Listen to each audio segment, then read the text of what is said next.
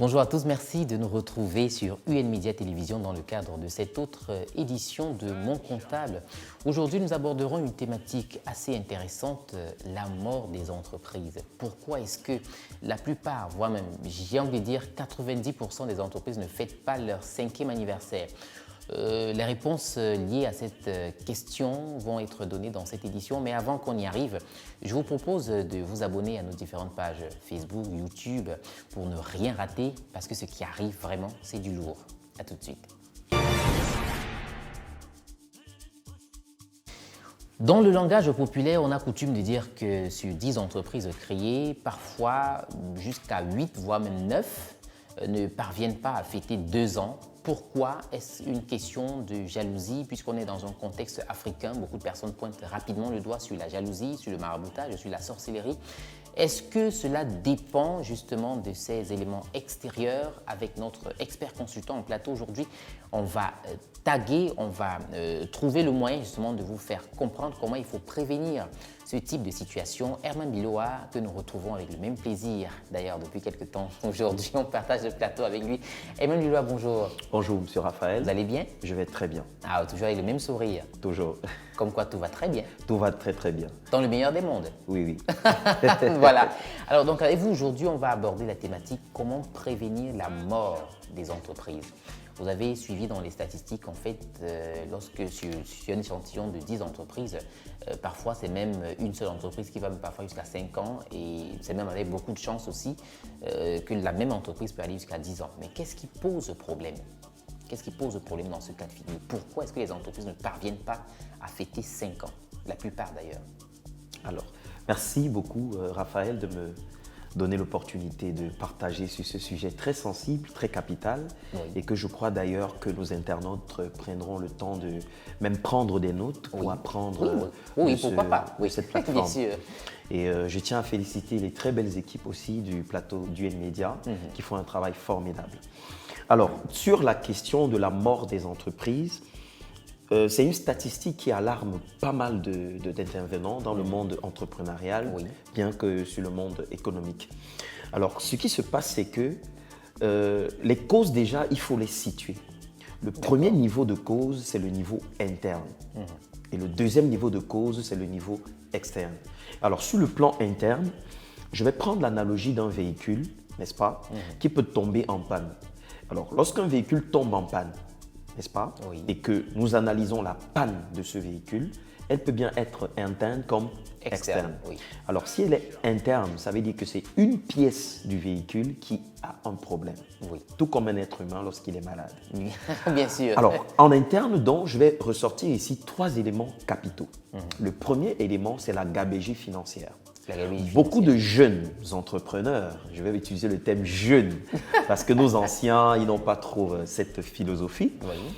c'est que lorsqu'on décide de dire qu'on est entrepreneur dans notre société, et bien évidemment au Cameroun, vous allez trouver des jeunes qui ne veulent pas commencer des entreprises comme des entreprises de garage aux États-Unis.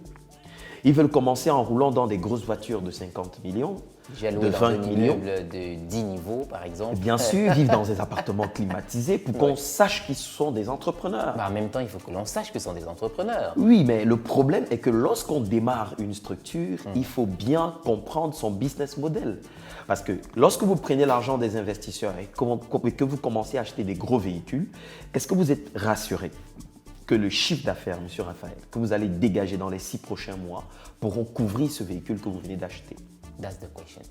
Je vais prendre l'exemple d'un des grands leaders de l'époque, parce que en parallèle, je ne vais pas dire que je suis panafricaniste, mais je prends la peine d'étudier les anciens du temps, surtout en Afrique. Oui. Le président Thomas Sankara, il roulait en véhicule Oui. lorsqu'il a pris le pouvoir, présidence, oui. mais il a décidé de rouler en moto parce qu'il voulait réduire les charges présidentielles.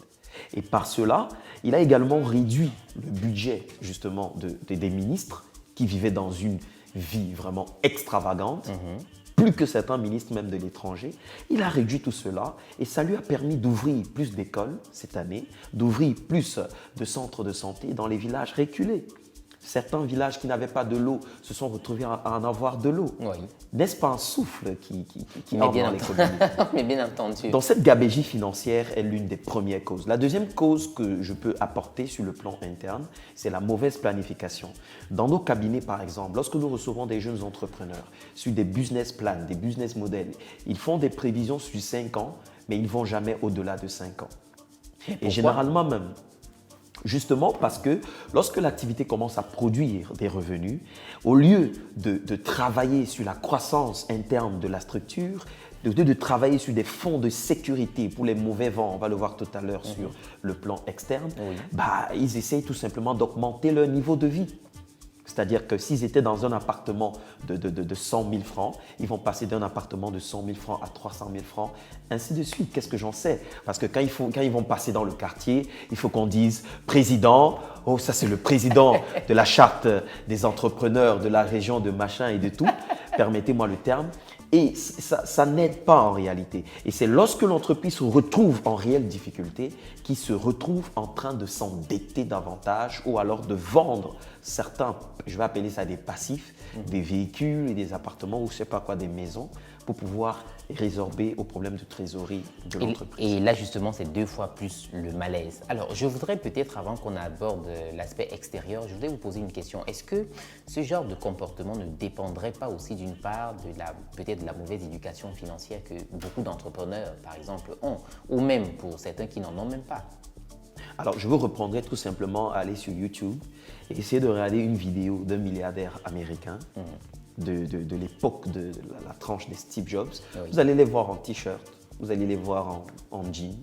Je prends le cas de Mark Zuckerberg, vous allez le voir en t-shirt, en jean. Parfois même en petite babouche. Voilà, mais allez regarder par exemple un Floyd Mayweather qui vient de gagner un combat. Vous allez le voir avec des grosses chaînes sur le cou et tout ce que ça peut comporter. Bon, je crois que c'est un problème d'abord qui est africaniste, vous voyez. Le problème part depuis la base, depuis la culture africaine. Oui. Il y a des mentalités qu'on devrait revoir. Être entrepreneur ne veut pas dire grande vie, ne veut pas dire grosse vie, ne veut pas dire avoir des voitures extravagantes et tout ce que ça comporte. Moi, je ne veux pas également dire qu'on est le messie de sa famille, quelque part. Pardon? Juste pour vous titiller. Être entrepreneur ne veut pas également dire qu'on est le messie de sa famille? Je dirais non. Je dirais non. D'accord, ça va faire l'objet de notre débat. Alors, donc à présent, on peut aborder les questions extérieures. Je vais dire les causes, par exemple, qui viennent de l'extérieur et qui influencent peut-être la survie ou peut-être la pérennité de l'entreprise. Est-ce que cette fois-là, on ne peut pas mettre l'entrepreneur en cause quand même? Non, on ne peut pas mettre l'entrepreneur en cause. Alors, ce que vous devez comprendre, c'est que dans les causes externes, on parle ici des causes conjoncturelles. Ce sont des causes justement qui sont liées soit au marché financier, si l'entreprise est cotée en bourse, soit au marché de l'activité que l'entreprise mène. Par exemple, si l'entreprise vend un produit ou un service, il peut avoir un problème au niveau de son marché. C'est-à-dire que des fournisseurs, par exemple, la matière première n'est plus disponible et cela fausse justement la survie des activités de l'entreprise. Ça peut venir toujours sur le plan conjonctural, mais au niveau économique, beaucoup plus grand. D'accord. Et là, ça peut ça peut s'expliquer par une situation mondiale, ou alors mondialement reconnue, ou régionale, ou sous-régionale, cela dépend.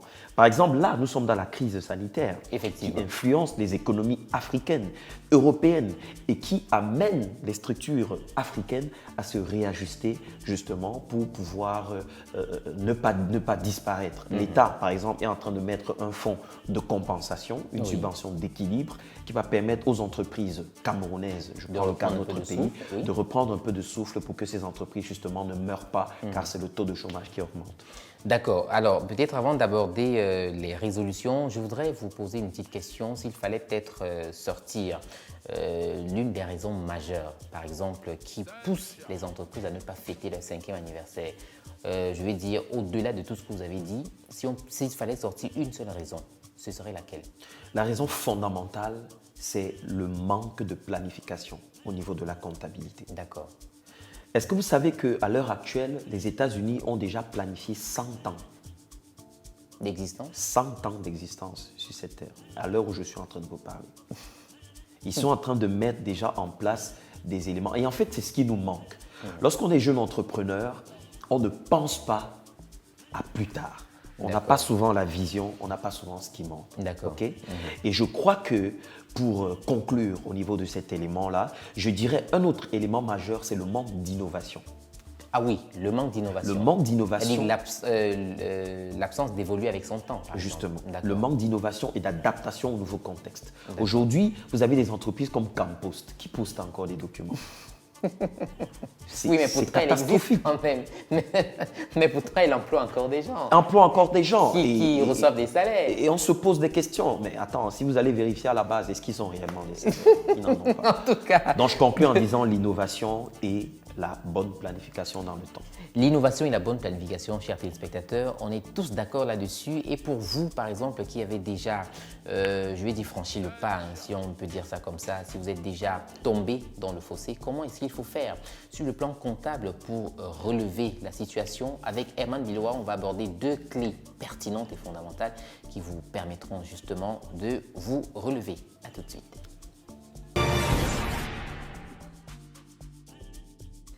De retour et toujours en bonne compagnie, en votre compagnie et en celle de M. Herman Billois, on aborde la deuxième partie de cette émission qui porte sur 2 clés puissantes pour prévenir par exemple la mort des entreprises. Là, nous sommes au niveau comptable. Quelles sont ces clés? Très rapidement, je vous donne les 2 clés. La première clé, c'est déjà corriger la planification. Et pour corriger la planification, en fait, les 2 clés sont dans le mot maître qui est la planification. D'accord. Le premier outil, c'est la prévision préventive.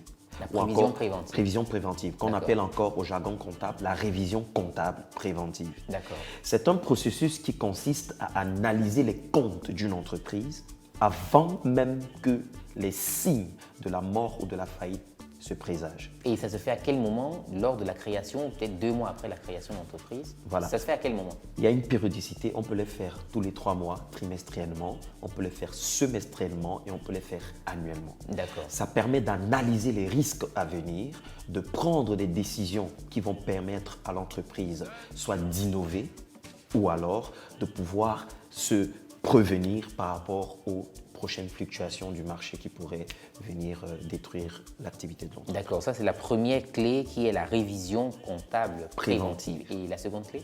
La seconde clé, c'est la prévision curative ou encore révision comptable curative. Là, c'est quand le verre est dans la paume, par exemple. Quand les tout premiers signes sont déjà en train de tomber, Okay. on passe aux premières actions, on met en place les mécanismes, on analyse les comptes et on est capable de réorienter le budget de l'entreprise et les différentes comptes qu'il faut réajuster pour pouvoir aider l'entreprise à se relever et ne pas tomber dans le fossé. D'accord, donc en parole d'expert, ça se passe comment? Je vais dire le déploiement par exemple de la révision curative, ça se passe comment? Alors c'est très simple, nous venons dans vos locaux, nous analysons la situation, nous prenons vos documents et après revue analytique de tous vos documents, nous vous apportons tous les éléments qu'il faut réajuster dans les comptes. Bien sûr. Et à partir de ces éléments-là, le chef d'entreprise est capable de comprendre déjà là où il est tombé, de 1, de 2, il est capable de comprendre quels sont les risques qui pourraient lui faire demain ou après-demain retomber dans la même situation et comment se prévenir par rapport au marché dans lequel il officie son activité. Voilà qui est dit et voilà même qui est très bien dit. C'est avec cette parole qu'on va vous remercier d'être passé sur ce plateau. Chers téléspectateurs, n'oubliez surtout pas, Herman Billois, il est le promoteur de ce cabinet Audicor Group que vous pouvez contacter à n'importe quel moment pour votre accompagnement en toute sérénité. On se revoit très bientôt pour notre numéro. À tout de suite.